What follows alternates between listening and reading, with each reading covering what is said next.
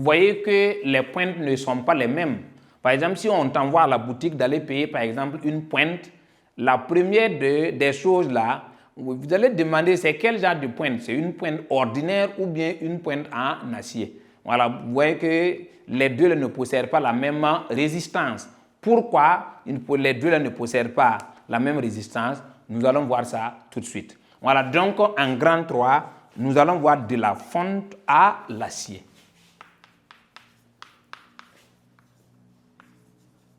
De la fonte à l'acier. Voilà, donc la fonte, qu'est-ce qu'on a dit?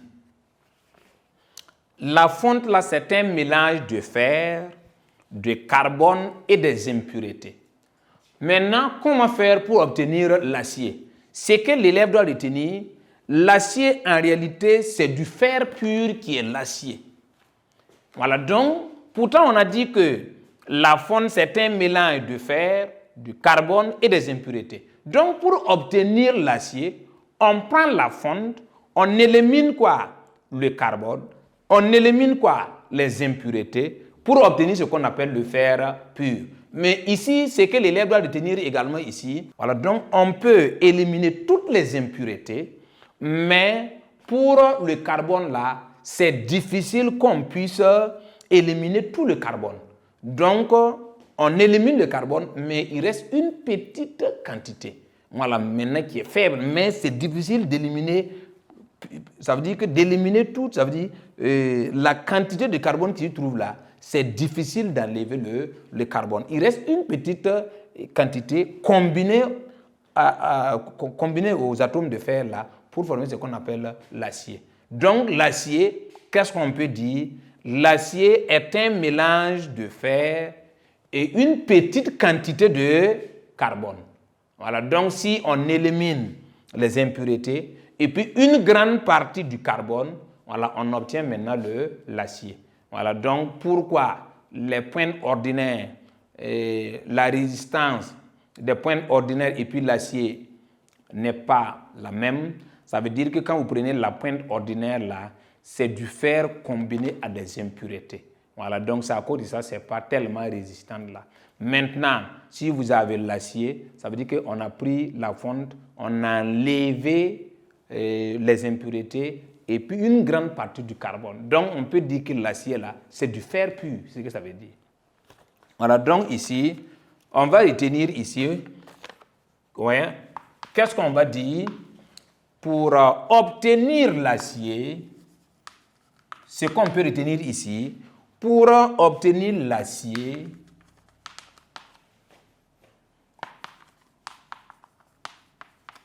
on prend la fonte,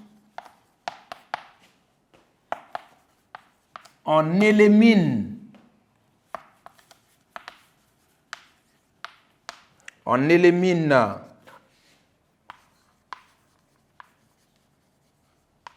le carbone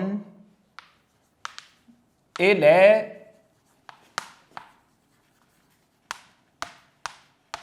les impuretés. Voilà, donc pour obtenir l'acier, on prend la fonte, on élimine le carbone et les impuretés. Voilà, donc ça veut dire que l'acier, si on veut retenir, c'est du fer pur. Voilà, donc voici ce qu'on peut retenir. Qu'est-ce que l'acier? Qu'est-ce qu'on peut, si par exemple on vous dit qu'est-ce que l'acier, vous allez dire quoi? L'acier est un alliage de fer et une petite quantité du carbone. Voilà, donc voici ce qu'on peut retenir. Maintenant, une information pour le grand 4, ce qu'on appelle l'élaboration de l'aluminium. Pour l'aluminium, c'est que l'élève doit retenir, puisque pour obtenir l'aluminium, là, on doit passer par l'alumine, puisque l'alumine, c'est Al2O3.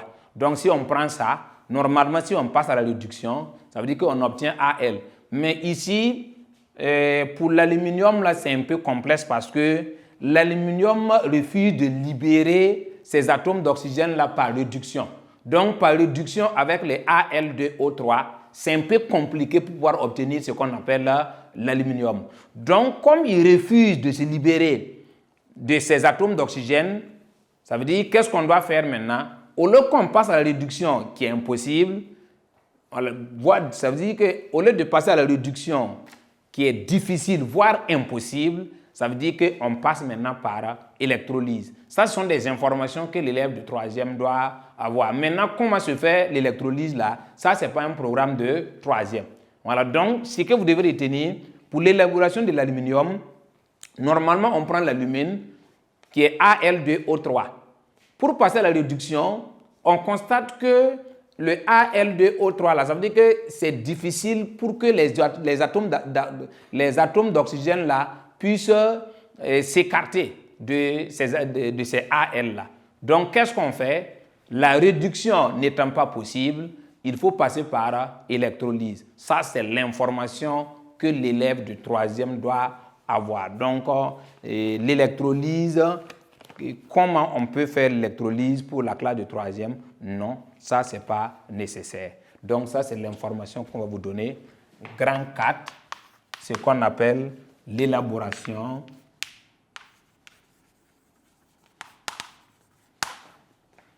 de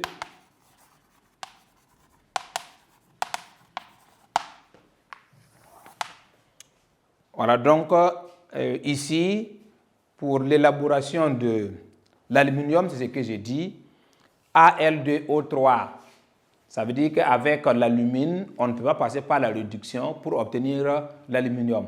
Voilà, donc ça veut dire que la réduction étant très difficile, voire impossible, on passe à l'électrolyse. Voilà, donc pour obtenir l'aluminium, il faut passer par l'électrolyse. Ça sont des informations que l'élève de 3e doit avoir. Maintenant, comment se fait l'électrolyse? Ça, ce n'est pas en 3e que vous allez voir ça. Voilà, donc ça, c'est l'information que vous devez avoir. Donc ici, on va retenir ça. L'aluminium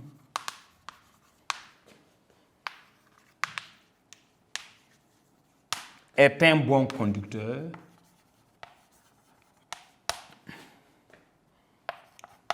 et ne sépare pas facilement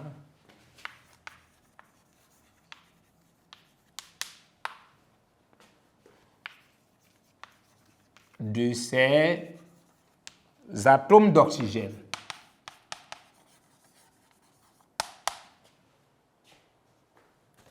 auxquels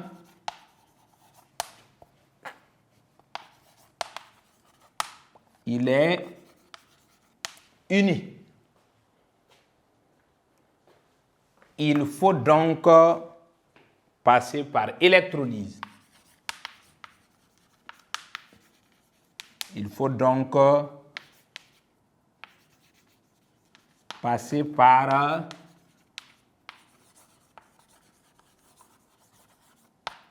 électrolyse. Voilà, donc ça c'est l'information que l'élève doit avoir.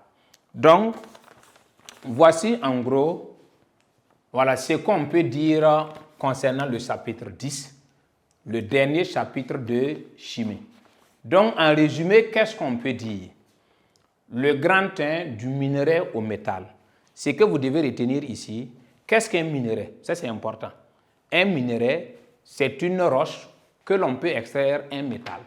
Maintenant, comment on peut quitter du minerai au métal? Ici, il faut que l'élève sache que quand on prend par exemple des minerais, il y a des minerais qui contiennent des oxydes métalliques, il y a d'autres non. Si le minerai contient des oxydes métalliques, on passe à la réduction pour obtenir le métal. Maintenant, si le minerai ne contient pas des atomes d'oxygène, il faut le traiter chimiquement de telle sorte qu'il puisse obtenir des atomes d'oxygène avant de passer à la réduction. On a vu des cas tels que le minerai de fer qui contient des atomes d'oxygène. On a vu également le minerai de zinc qui ne contient pas des atomes d'oxygène. Il faut traiter pour qu'il puisse avoir des atomes d'oxygène avant de passer à la réduction. Voilà, maintenant, en grand 2, vous allez voir l'obtention de la fonte. La fonte, c'est quoi? C'est que vous devez retenir également, la fonte, c'est un mélange de fer, de carbone et des impuretés. Maintenant, comment se fait? Quel est le processus pour pouvoir obtenir la fonte? C'est tellement simple. On prend le minerai de fer et puis plus le coke, on le mélange et puis on introduit dans la partie supérieure du haut fourneau. Maintenant, avec les différentes températures, ça veut dire que ce mélange-là va subir ce qu'on appelle une transformation pour obtenir le liquide qui est la fonte.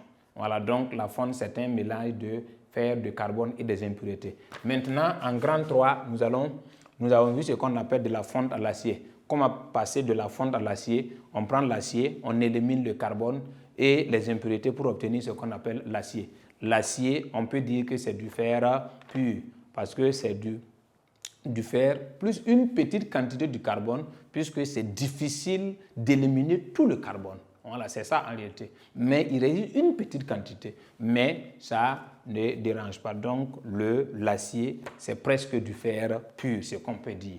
Maintenant, une information pour l'élève de 4e, c'est comment obtenir l'aluminium. Pour l'aluminium, on doit passer par l'alumine d'abord. L'alumine, c'est Al2O3. Maintenant, on constate que ces atomes d'oxygène, c'est difficile d'enlever ces atomes d'oxygène par réduction. Pour cela, on passe par électrolyse. Ça, c'est des informations que l'élève doit avoir. Donc, voici les différentes notions qu'on peut aborder concernant le chapitre. Voilà, nous sommes à l'évaluation de la séance. Donc, on va proposer un exercice d'application que nous allons essayer de corriger ça ensemble. Donc, je vous invite à suivre.